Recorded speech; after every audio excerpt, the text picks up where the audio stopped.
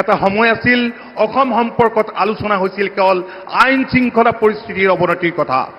এতিয়া সময় সলনি হৈছে, আলোচনাৰ বিষয়ও সলনি হৈছে। এতিয়া ভাৰতৰ অন্যান্য প্ৰান্তত অসমৰ বিষয়ে আলোচনা হয়, অসমৰ উন্নয়নমুখী পৰিৱেশক লৈ, সৰ্বাংগীন বিকাশক লৈ। আৰু এই ইতিবাচক পৰিৱৰ্তনৰ আঁৰৰ ব্যক্তিগৰাকীয়ে হৈছে অসমৰ জনপ্ৰিয় মুখ্যমন্ত্ৰী ডক্টৰ হিমন্ত বিশ্ব শৰ্মা ডাঙৰীয়া।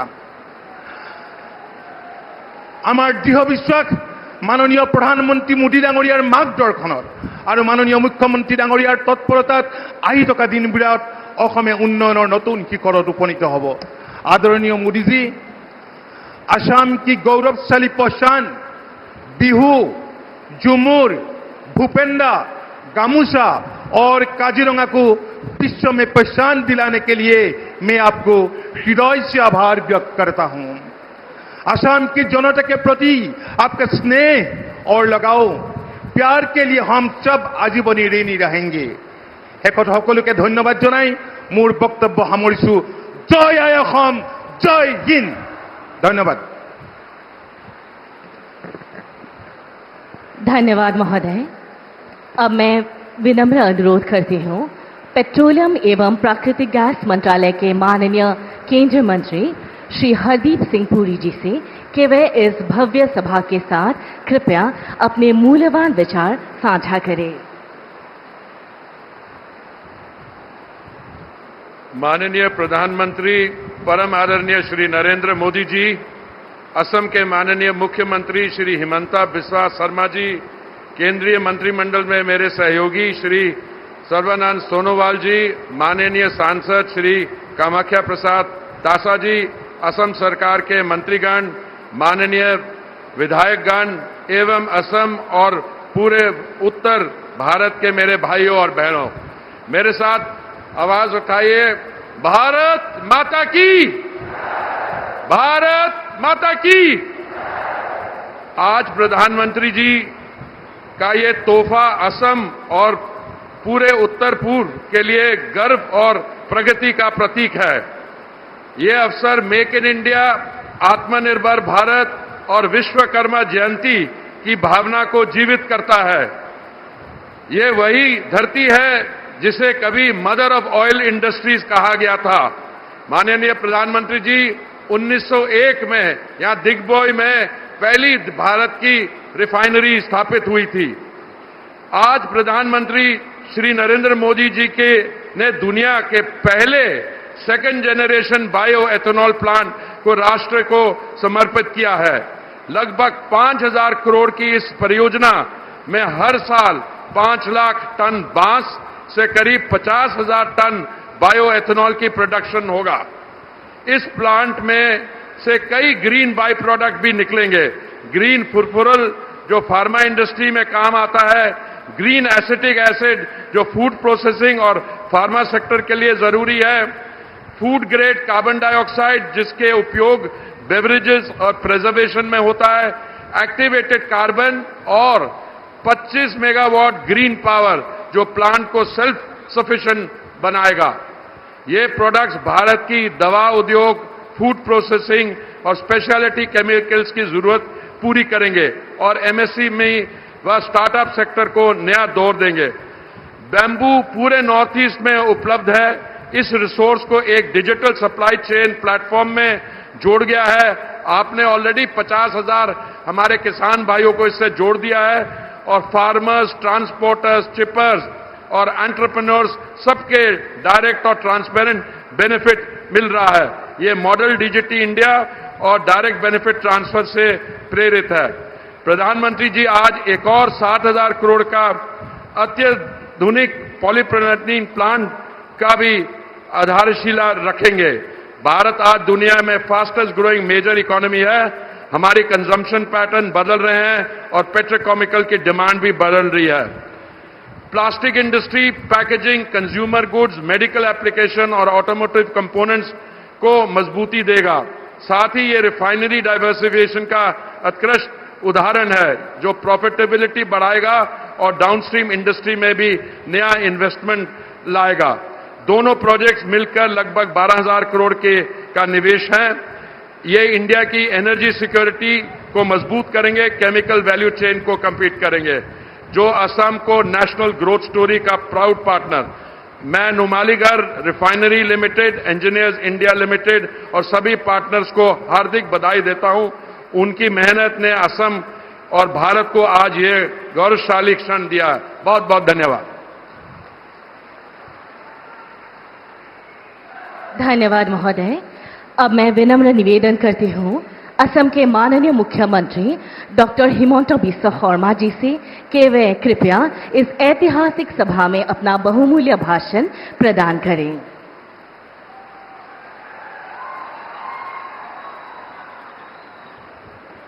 खबर केनेकुआ सकलोरे किमान ভাল बरषुण पड़ार कारणे दिगदारी पाइছে नेকি बरषुण परिलेও आमी আজি मिटिंगत থাকিমেই आरु सकलोए एकेलगे कम भारत माता की भारत माता की नरेंद्र मोदी बहुत बहुत धन्यवाद।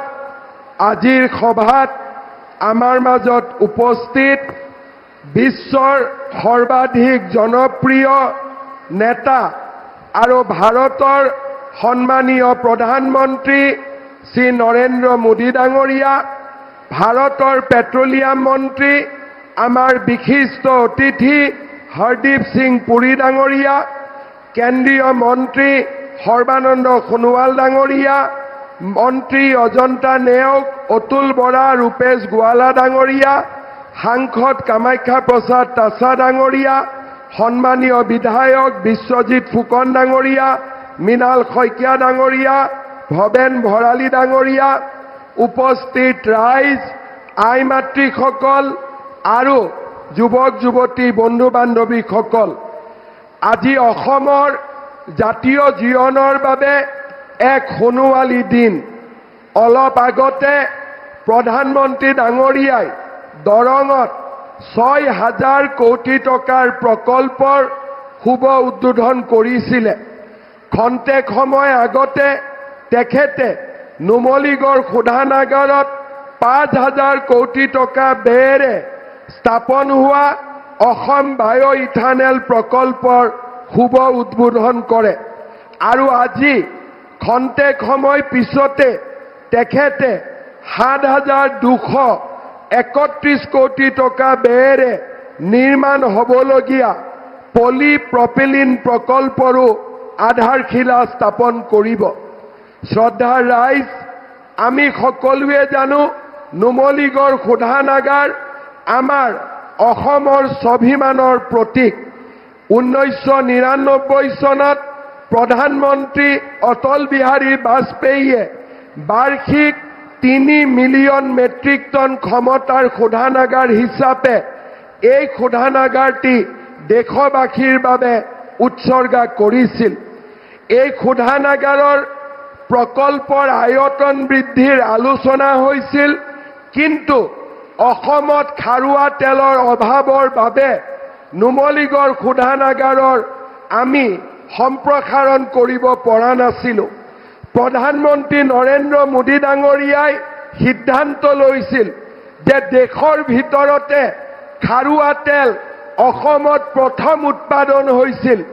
আজি নুমলীগড় শোধানাগাৰৰ বাবে সম্প্ৰসাৰণৰ বাবে আমাক যদি খাৰুৱা তেলৰ প্ৰয়োজন আৰু সেই খাৰুৱা তেল অসমত যদি নাইও তাক আমি বিদেশৰ পৰা লৈ আহিও নুমলীগড় শোধানাগাৰক আমি প্ৰাণবন্ত কৰিম, জীৱন্ত কৰিম। সেই প্ৰতিশ্ৰুতি অনুসৰি 26,000 কোটি টকা ব্যয় কৰি উৰিষ্যাৰ পাৰাদীপৰ পৰা শোধানাগাৰৰ বাবে তেল আনি প্ৰধানমন্ত্ৰী নৰেন্দ্ৰ মোদী ডাঙৰীয়াই নুমলীগড় শোধানাগাৰক এক নতুন জীৱন দিলে, এক নতুন প্ৰাণ দিলে।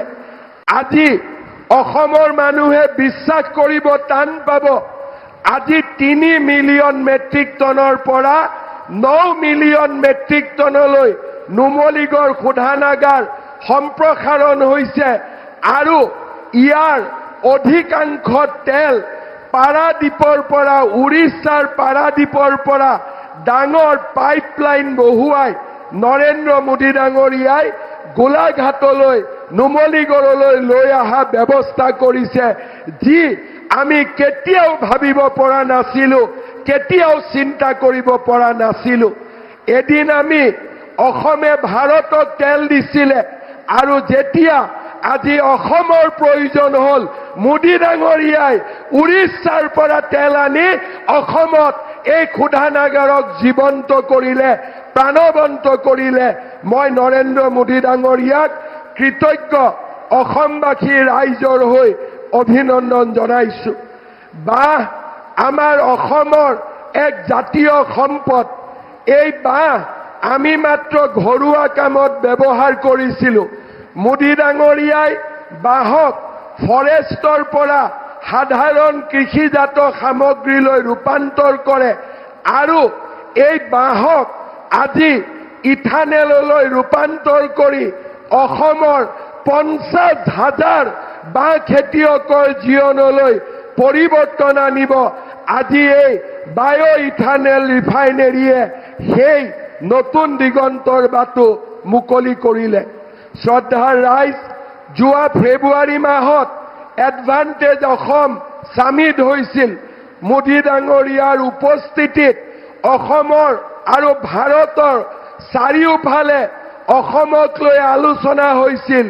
বন্ধৰ নহয়, পিকেটিঙৰ নহয়, আন্দোলনৰ নহয়, অসমক কেনেকৈ উদ্যোগিক ৰাজ্য হিচাপে ৰূপান্তৰ কৰিব পাৰি তাৰ আলোচনা হৈছিল আৰু অসমে 5 লাখ কোটি টকাৰ বিনিয়োগৰ চুক্তি স্বাক্ষৰ কৰিছিল, যাৰ নেকি 1.5 লাখ কোটি টকা ইতিমধ্যে আমি ধৰাতললৈ আনিবলৈ সক্ষম হৈছো।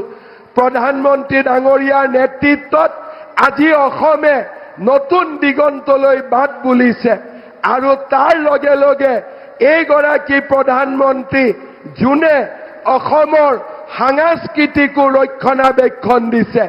উদ্যোগীকৰণ হৈছে, উন্নয়ন হৈছে, বিকাশ হৈছে, লগতে তেখেতে আমাৰ সংস্কৃতিক আগুৱাই লৈ গৈছে।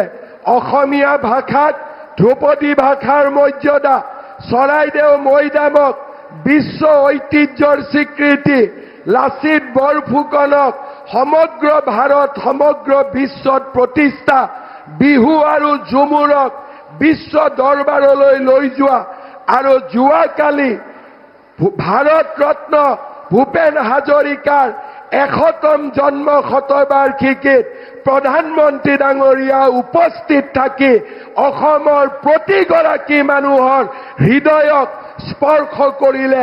আমি প্ৰধানমন্ত্ৰী ডাঙৰীয়াক ধন্যবাদ জনাইছো। শ্ৰদ্ধাৰ ৰাইজ, আজিৰ দিনটো আমাৰ বাবে আনন্দৰ দিন। কেইদিনমান পিছতে মই বিশ্বাস কৰো গোলাঘাট আৰু আমাৰ গহপুৰক সংলগ্ন কৰি ব্ৰহ্মপুত্ৰৰ ওপৰত আমি সুৰংগও নিৰ্মাণ কৰিব পাৰিম আৰু নামৰূপত আমি সাৰ কাৰখানাৰ কামো আগবঢ়াব পাৰিম। আজি অসমে এক নতুন পৰিচয় পাইছে। ভাৰতবৰ্ষৰ সৰ্বশ্ৰেষ্ঠ ৰাজ্যসমূহৰ মাজত অসমে আজি ধ্ৰুৱতৰাৰ দৰে জিলিকি উঠিছে। আজিৰ এই মুহূৰ্তত মই অসমৰ মুখ্যমন্ত্ৰী হিচাপে নহয়, এজন অসমীয়া হিচাপে গৌৰৱ কৰো যে মোৰ জননী জন্মভূমি আজি ভাৰতৰ দ্ৰুততম বিকশিত ৰাজ্যত পৰিণত হৈছে আৰু আজি অসমে নতুন নতুন কীৰ্তিমান স্থাপন কৰিছে। নিকা নিযুক্তিয়ে হওক, আমাৰ আই মাতৃসকলক সেৱা কৰাই হওক, আজি প্ৰতিটো ক্ষেত্ৰতে অসমে নতুন নতুন কীৰ্তিমান স্থাপন কৰিছে। মই পুনৰ এবাৰ গোলাঘাট জিলা আৰু সমগ্ৰ ৰাজ্যক ধন্যবাদ জনাইছো, ৰাইজক ধন্যবাদ জনাইছো যে আজি সকলোৱে ইয়ালৈ আহি আপোনালোকে অসমৰ উদ্যোগীকৰণৰ যাত্ৰাক আৰু আগুৱাই লৈ গ'ল। ভাৰতবৰ্ষৰ পেট্ৰলিয়াম মন্ত্ৰী হৰদীপ সিং পুৰী ডাঙৰীয়াকো মই ধন্যবাদ জনাইছো। তেখেতৰ উদ্যোগৰ বাবে আজি অসমে নুমলীগড় ৰিফাইনেৰীক এটা নতুন ৰূপত দেখিবলৈ পাইছে। মই পুনৰ এবাৰ ৰাইজক অনুৰোধ কৰিম, সকলোৱে নিজৰ নিজৰ মোবাইলত লাইট জ্বলাই থিয় হৈ আপোনালোকে প্ৰধানমন্ত্ৰী মোদী ডাঙৰীয়াক ধন্যবাদ জনাওক। মই আপোনালোকক অনুৰোধ কৰিম, সকলোৱে নিজৰ নিজৰ মোবাইলত লাইট জ্বলাওক, সকলোৱে আৰু সকলোৱে নিজৰ মোবাইলত লাইট জ্বলাওক, মোৰ লগত থিয় হওক আৰু একেলগে কওক, নৰেন্দ্ৰ মোদী, নৰেন্দ্ৰ মোদী, নৰেন্দ্ৰ মোদী, ভাৰত মাতা কি, ভাৰত মাতা কি, ভাৰত মাতা কি। বহুত বহুত ধন্যবাদ। জয় হিন্দ, বন্দে मातरम। आपके कुशल नेतृत्व में असम उन्नति के पथ पर द्रुत गति से अग्रसर है। धन्यवाद महोदय। देवी और सज्जनों, कुछ ही समय पूर्व माननीय प्रधानमंत्री जी के कर कमलों द्वारा राष्ट्र को समर्पित किए गए असम बायो इथेनॉल प्लांट की विशेषताओं और राष्ट्र महत्व पर आधारित एक संक्षिप्त ऑडियो विजुअल प्रस्तुति अब आपके समक्ष प्रस्तुत है।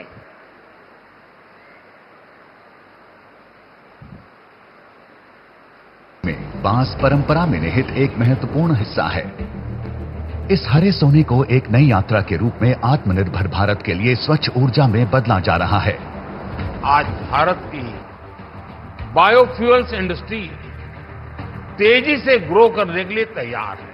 भारत के ऊर्जा भविष्य के लिए बड़े पैमाने पर इथेनॉल का सतत उत्पादन आवश्यक है, लेकिन पारंपरिक इथेनॉल के विपरीत जो खाद्य फसलों से उत्पादित होता है, नुमालीगढ़ रिफाइनरी लिमिटेड ने बांस के बायोमास से इथेनॉल का उत्पादन करने वाला दुनिया का पहला 2G बायो इथेनॉल प्लांट स्थापित किया है।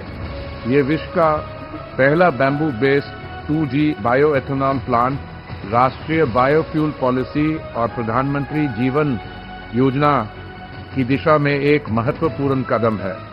NRL द्वारा प्रवर्तित और फिनलैंड की बायो रिफाइनिंग तकनीक समर्थित एक संयुक्त उद्यम Assam bio ethanol private limited का लक्ष्य प्रतिवर्ष 5 लाख टन सतत रूप से प्राप्त बांस को ईंधन ग्रेड इथेनॉल में परिवर्तित करना है।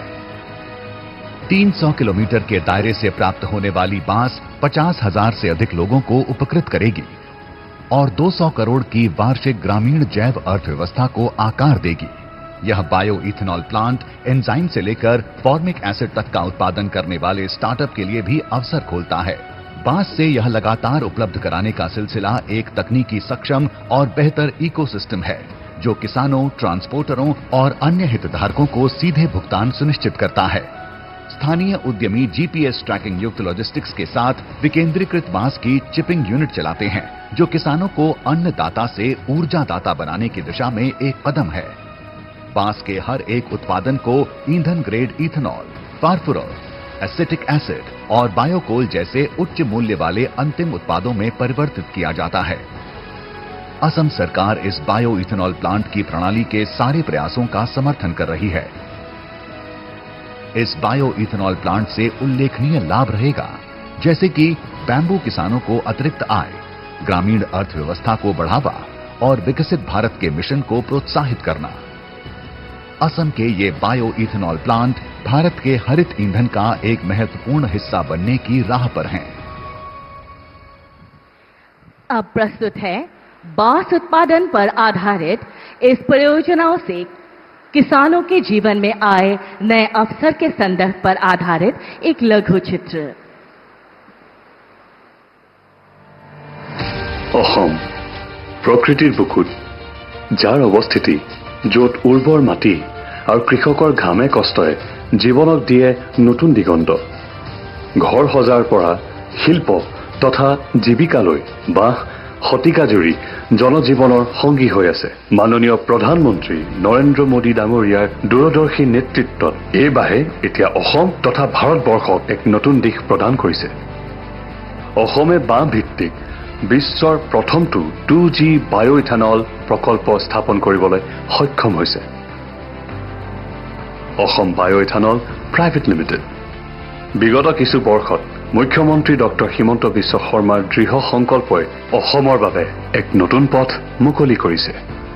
এই উদ্যোগটিয়ে বছৰি প্ৰায় 5 লাখ টন বাঁহ ক্ৰয় কৰিব আৰু গ্ৰামীণ অৰ্থ ব্যৱস্থাত 200 কোটি টকা যোগ কৰিব, যাৰ দ্বাৰা পোনপটীয়াকৈ 50,000তকৈ অধিক পৰিয়াল লাভান্বিত হ'ব, যাৰ দ্বাৰা বাৰ্ষিক 1.5 লাখ টকা আয় লাভ কৰিবলৈ সক্ষম হ'ব। চৰকাৰৰ ডিজিটেল প্ৰক্ৰিয়াৰে কৃষকে সহজে ৱেবছাইটত পঞ্জীয়নভুক্ত হৈ পোনপটীয়াকৈ বাঁহ যোগান ধৰিব পাৰে। তেওঁলোকৰ উপাৰ্জনৰ কোনো মধ্যস্থকাৰী অবিহনে পোনপটীয়াকৈ আৰু স্বচ্ছভাৱে কৃষকৰ বেংক একাউণ্টলৈ প্ৰেৰণ কৰা হয়। ইয়াৰ লগতে কৃষকক নিৰবিচ্ছিন্নভাৱে পৃষ্ঠপোষকতা কৰা হৈছে। তেওঁলোকক বিনামূলীয়াভাৱে উচ্চ গুণসম্পন্ন টিস্যু কালচাৰ্ড বাঁহ যোগান ধৰা হয়। লগতে বৈজ্ঞানিক তথা দীৰ্ঘম্যাদী কৃষি পদ্ধতিৰ প্ৰশিক্ষণ দিয়া হয়। মই আজি NRL বায়ু ৰিফাইনেৰীৰ পৰা বাঁহ ৰোপণ কৰি আজি বাঁহ বিক্ৰী কৰিব পৰা হ'লোঁ। আজি বাঁহ বিক্ৰী কৰি ডাইৰেক্ট প্ৰাপ্য পাইছোঁ। তাৰ ফলত আজি মই স্বাৱলম্বী হৈছোঁ। মোৰ পৰিয়ালো সুখী, আজি লগতে মই সুখী। এই বৃহৎ পৰিমাণৰ বাঁহৰ খেতিয়ে কেৱল ইথানল উৎপাদনেই নহয়, আন বহুতো সুযোগৰ পথো মুকলি কৰিছে। আগৰ চৰকাৰৰ তুলনাত এতিয়া চৰকাৰখনে কৃষকসকলৰ কাৰণে বহুত আঁচনি হেৰি কৰিছে আৰু দেখিছে আগৰ কৃষকসকলে একোৱেই নাপায়। আজিকালি তেতিয়া প্ৰধানমন্ত্ৰী কিষাণ সন্মান নিধি, যাৰ জৰিয়তে কৃষকে প্ৰতি বছৰে 3টা ইনষ্টলমেণ্ট 2000কৈ পায়, 6000 টকা। এয়া অসমৰ ঐতিহ্যবাহী জীৱনৰেখা বাঁহ সেউজ সোণ হিচাপে পৰিণত হোৱাৰ এক পৰিৱৰ্তনশীল কাহিনী। करतल ध्वनि से हम माननीय प्रधानमंत्री जी का आभार व्यक्त करते हैं। अब असम के औद्योगिक विकास को एक नई दिशा और गति प्रदान करने हेतु अब मैं विनम्र निवेदन करती हूं माननीय प्रधानमंत्री जी से कि वे अपने पावन कर कमलों द्वारा आभासी रूप से रिमोट का बटन दबाकर पॉलीप्रोपिलीन प्लांट का आधारशिला रखने की कृपा करें।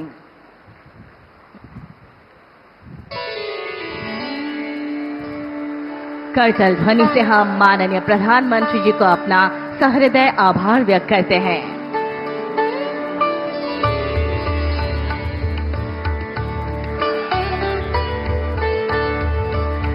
अब इस प्रकल्प पर आधारित एक संक्षिप्त ऑडियो विजुअल प्रस्तुति आपके समक्ष प्रस्तुत है। जब पहली किरण विशाल ब्रह्मपुत्र पर झिलमिलाती है तो दृढ़ता और महत्वाकांक्षा की एक कहानी उभरती है। इसी असम में पूर्वोत्तर की ऊर्जा शक्ति के रूप में अग्रणी संस्थानों में से नुमालीगढ़ रिफाइनरी अपनी शान से खड़ी है। इसी उद्देश्य से 360 KTPA क्षमता वाला एक पॉलीप्रोपिलीन प्लांट स्थापित किया जा रहा है, जो रिफाइनरी विस्तार परियोजना की आने वाली सुविधाओं की संरचना का लाभ उठाएगा।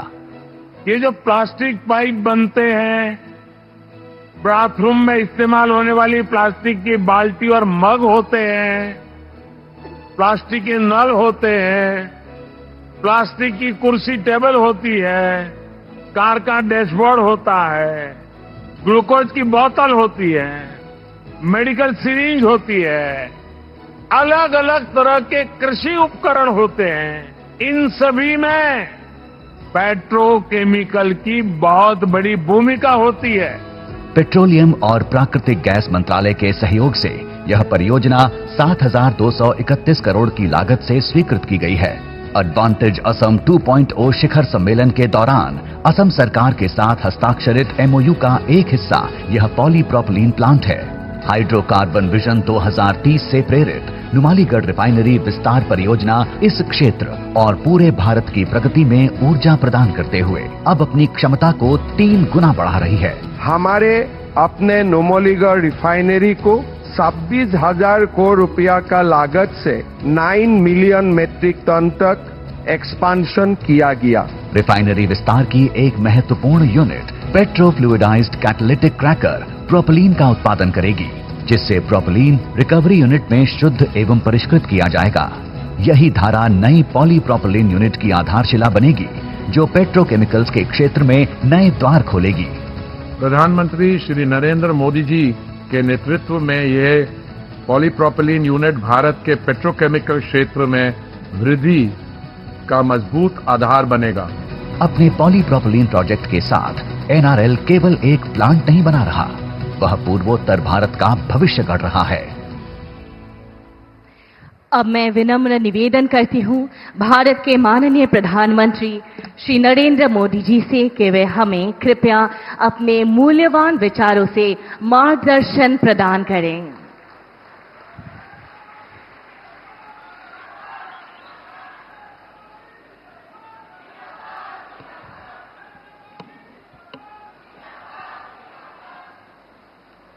भारत माता की। असम के लोकप्रिय मुख्यमंत्री हेमंता बिस्वा शर्मा जी, केंद्रीय मंत्रिमंडल के मेरे सहयोगी सर्बानंद सोनोवाल जी, हरदीप सिंह पुरी जी,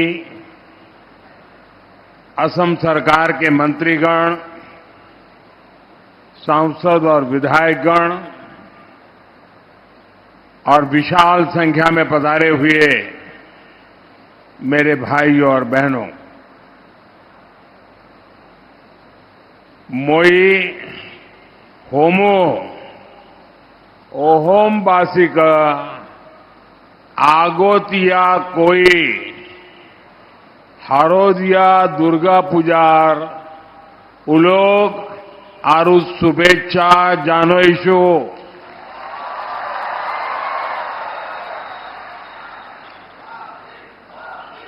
महापुरुष श्रीमंतो हंकर देवर जन्मोत्सव उपलक्ष्य गुरुजनार प्रति श्रद्धा निवेदन करेशु।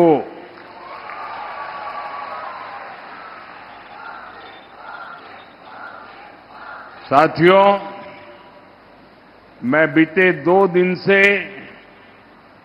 नॉर्थ ईस्ट में हूं। जब भी मैं नॉर्थ ईस्ट आता हूं तो अभूतपूर्व स्नेह और आशीर्वाद मिलता है। खास तौर पर असम के इस क्षेत्र में जो स्नेह, जो अपनापन मिलता है वो अद्भुत है।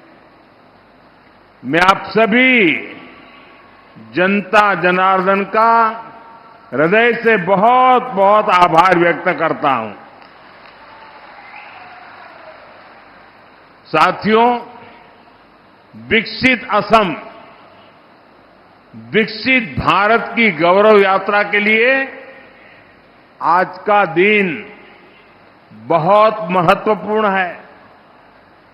आज करीब 18,000 करोड़ रुपए के प्रोजेक्ट असम को मिले हैं। थोड़ी देर पहले मैं दरांग में था।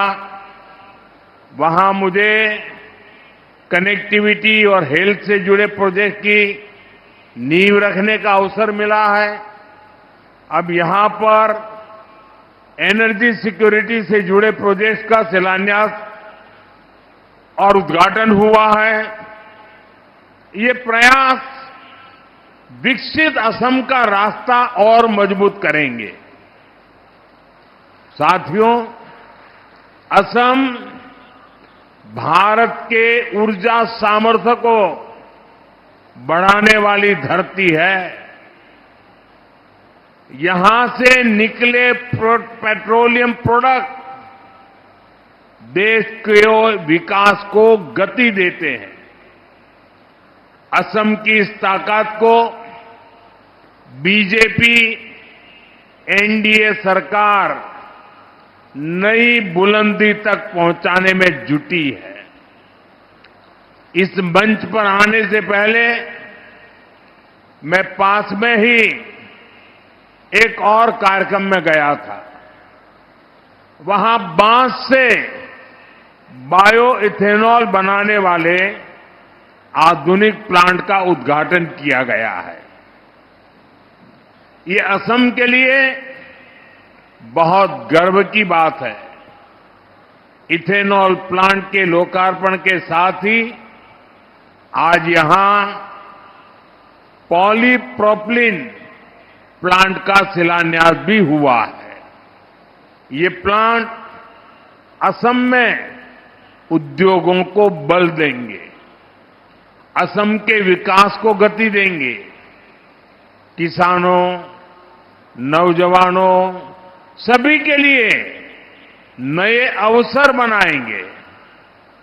मैं आप सभी को इतने सारे प्रोजेक्ट के लिए बहुत बहुत बधाई देता हूं। साथियों, आज भारत दुनिया का सबसे तेजी से विकसित होने वाला देश है। जैसे जैसे भारत विकसित हो रहा है, वैसे वैसे हमारी बिजली की, गैस की, ईंधन की जरूरतें भी बढ़ रही है। हम इन चीजों के लिए विदेशों पर निर्भर रहे हैं। हम बहुत बड़ी मात्रा में कच्चा तेल और गैस विदेशों से आयात करते हैं और बदले में लाखों करोड़ रुपए हर साल भारत को दूसरे देशों को देना पड़ता है। हमारे पैसों से विदेशों में रोजगार बनते हैं, वहां के लोगों की आमदनी बढ़ती है। इस स्थिति को बदला जाना आवश्यक था। इसलिए भारत अपनी ऊर्जा जरूरतों के लिए आत्मनिर्भर बनने की राह पर चल पड़ा है। साथियों, हम एक तरफ देश में कच्चे तेल और गैस से जुड़े नए भंडार खोज रहे हैं, वहीं दूसरी तरफ ग्रीन एनर्जी के अपने सामर्थ्य को भी बढ़ा रहे हैं। आप सभी ने सुना होगा, इस बार लाल किले से मैंने समुद्र मंथन की घोषणा की है। एक्सपर्ट बताते हैं कि हमारे समुद्र में भी बहुत बड़ी मात्रा में ऑयल एंड गैस के भंडार हो सकते हैं। ये संसाधन देश के काम आए, इनकी तलाश हो, इसके लिए हम national deep water exploration mission शुरू करने जा रहे हैं। साथियों, ग्रीन एनर्जी के मामले में, हरित ऊर्जा के उत्पादन में भी भारत तेजी से कदम उठा रहा है। एक दशक पहले भारत सोलर पावर के मामले में बहुत पीछे था, लेकिन आज सोलर पावर के मामले में भारत दुनिया के टॉप 5 देशों में आ गया। साथियों, बदलते हुए इस समय में भारत को तेल और गैस के विकल्प के रूप में और भी ईंधनों की जरूरत है। ऐसा ही एक विकल्प है इथेनॉल। आज यहां बांस से इथेनॉल, बाम्बू से इथेनॉल बनाने वाले प्लांट की शुरुआत हुई है। इसका बहुत बड़ा फायदा असम के किसानों को होगा, मेरे ट्राइबल भाई बहन और परिवारों को होगा। साथियों, बायो इथेनॉल प्लांट को चलाने के लिए जरूरी बांस का इंतजाम भी किया जा रहा है। सरकार यहां के किसानों को बांस की खेती करने के लिए मदद देगी और बांस की खरीदी भी करेगी। यह बांस चिपिंग से जुड़ी छोटी छोटी यूनिट लगेगी। हर साल करीब करीब 200 करोड़ रुपए इस क्षेत्र में खर्च किए जाएंगे। इस एक प्लांट से यहां के हजारों लोगों को फायदा होगा। साथियों, आज हम बांस से इथेनॉल बनाने जा रहे हैं, लेकिन आपको वो दिन भी भूलना नहीं है जब कांग्रेस की सरकार बांस काटने पर जेल में डाल देती थी। वो बांस जो हमारे आदिवासियों की रोजमर्रा की जिंदगी का हिस्सा है, उसे काटने पर पाबंदी लगी हुई थी। हमारी सरकार ने बैम्बू कटिंग से बैन हटा दिया और आज ये निर्णय नॉर्थ ईस्ट के लोगों को बहुत फायदा पहुंचा रहा है। साथियों, आप सभी अपनी रोजमर्रा की जिंदगी में प्लास्टिक से बनी बहुत सारी चीजें इस्तेमाल करते हैं। प्लास्टिक की बाल्टी, मग, बॉक्स, कुर्सी, टेबल, पैकेजिंग मटेरियल, इस प्रकार की बहुत सारी चीजों की जरूरत हमें रोज पड़ती है। आप जानते हैं, ये सब बनाने के लिए जो चीज चाहिए वो है पॉलीप्रोपाइलीन। पॉलीप्रोपाइलीन के बिना आज के जीवन की कल्पना भी मुश्किल है। इसी से कारपेट, रस्सी, bag, fibre, mask, medical kit, textile, न जाने क्या क्या बनता है। ये गाड़ियों में काम आता है, मेडिकल और खेती के उपकरण बनाने में काम आता है।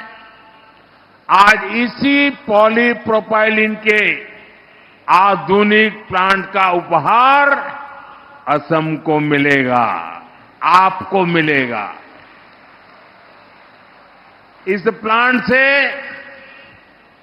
Make in Assam, make in India, इसकी नींव मजबूत होने वाली है। यहां दूसरे मैन्युफैक्चरिंग उद्योगों को भी बल मिलेगा। साथियों, जैसे असम गोमोशा के लिए जाना जाता है, एरी और मुगा सिल्क के लिए जाना जाता है, अब इसी तरह असम की पहचान में पॉलीप्रोपाइलीन से बना टेक्सटाइल भी जुड़ने जा रहा है। साथियों, आज हमारा देश आत्मनिर्भर भारत अभियान के लिए परिश्रम की पराकाष्ठा करके दिखा रहा है।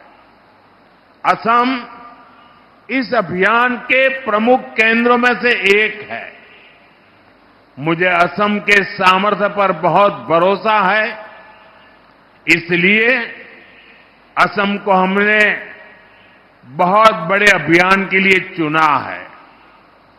और ये अभियान है सेमी कंडक्टर मिशन। असम पर मेरे विश्वास का कारण भी उतना ही बड़ा है। गुलामी के दौर में असम टीकी उतनी पहचान नहीं थी, लेकिन देखते ही देखते असम की मिट्टी और असम के लोगों ने असम टी को ग्लोबल ब्रांड बना दिया। अब नया दौर आया है। भारत को आत्मनिर्भर होने के लिए दो चीजें चाहिए, एक ऊर्जा और दूसरा सेमीकंडक्टर, और असम इसमें बहुत बड़ी भूमिका निभा रहा है। साथियों, आज बैंकों के कार्ड से लेकर मोबाइल फोन, कार, हवाई जहाज और स्पेस मिशन तक हर इलेक्ट्रॉनिक चीज की आत्मा एक छोटी सी इलेक्ट्रॉनिक चिप में समाई जाती है। अगर हमें ये सारे सामान भारत में बनाने हैं तो चिप हमारी होनी चाहिए। इसलिए भारत ने सेमी कंडक्टर मिशन शुरू किया है और इसका बहुत बड़ा आधार आसाम को बनाया है। मोरीगांव में तेजी से सेमी कंडक्टर फैक्ट्री का निर्माण चल रहा है। इस पर 27,000 करोड़ रुपए खर्च किए जा रहे हैं। ये असम के लिए बहुत गर्व की बात है। साथियों, कांग्रेस ने देश में लंबे समय तक शासन किया है। यहां असम में भी कांग्रेस ने कई दशकों तक सरकार चलाई है, लेकिन जब तक कांग्रेस की सरकारें रही तब तक यहां विकास की रफ्तार भी धीमी रही और विरासत भी संकट में रही। बीजेपी की डबल इंजन सरकार असम की पुरानी पहचान को सशक्त कर रही है और असम को आधुनिक पहचान से भी जोड़ रही है। कांग्रेस ने असम को नॉर्थ ईस्ट को अलगाव दिया, हिंसा दी, विवाद दिए। बीजेपी असम को विकास और विरासत से समृद्ध राज्य बना रही है। ये हमारी सरकार है जिसने असमिया भाषा को क्लासिकल लैंग्वेज का दर्जा दिया।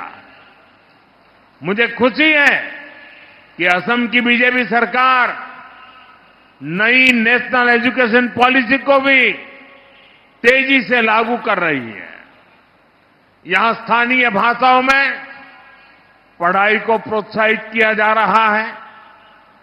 साथियों, कांग्रेस ने नॉर्थ ईस्ट के, असम के महान सपूतों को भी कभी सही सम्मान नहीं दिया। इस धरती पर वीर लासित बोरफुकन जैसे जाबाज योद्धा हुए, लेकिन कांग्रेस ने कभी उनको वो सम्मान नहीं दिया जिसके वो हकदार थे। हमारी सरकार ने लासित बोरफुकन की विरासत को सम्मान दिया। हमने उनकी 400वीं जन्म जयंती राष्ट्रीय स्तर पर मनाई। हमने उनके जीवनी को 23 भाषाओं में प्रकाशित किया। यहां जोरहाट में मुझे उनकी विशाल प्रतिमा का अनावरण करने का भी अवसर मिला था। कांग्रेस ने जिसकी उपेक्षा की, हम उसे अग्रिम पंक्ति में लेकर चल रहे हैं। साथियों, यहां शिवसागर का ऐतिहासिक रंगघर उपेक्षित पड़ा हुआ था। हमारी सरकार ने इसका नवीनीकरण किया। हमारी सरकार श्रीमंत शंकर देव की जन्मस्थली बटाद्रवा को विश्व स्तरीय पर्यटन केंद्र बनाने का काम कर रही है। जैसे वाराणसी में काशी विश्वनाथ धाम परिसर बना है, उज्जैन में महाकाल महालोक बना है, वैसे ही असम में हमारी सरकार मां कामाख्या कॉरिडोर भी बना रही है। साथियों, असम की संस्कृति और इतिहास से जुड़े अनेक ऐसे प्रतीक हैं, अनेक ऐसे स्थान हैं जिन्हें बीजेपी सरकार नई पीढ़ी के लिए संरक्षित कर रही है। इससे असम की विरासत को तो फायदा हो ही रहा है, असम में टूरिज्म का भी दायरा बढ़ रहा है। असम में जितना अधिक टूरिज्म बढ़ेगा, उतना ही ज्यादा रोजगार हमारे नौजवानों को मिलेगा। साथियों, विकास के इन प्रयासों के बीच असम के सामने एक चुनौती विकराल होती जा रही है। ये चुनौती है घुसपैठ की। जब यहां कांग्रेस की सरकार थी तो उसने घुसपैठियों को जमीनें दी, अवैध कब्जों को संरक्षण दिया। कांग्रेस ने वोट बैंक के लालच में असम के डेमोग्राफी का संतुलन बिगाड़ दिया। अब बीजेपी सरकार असम के लोगों के साथ मिलकर इस चुनौती का मुकाबला कर रही है।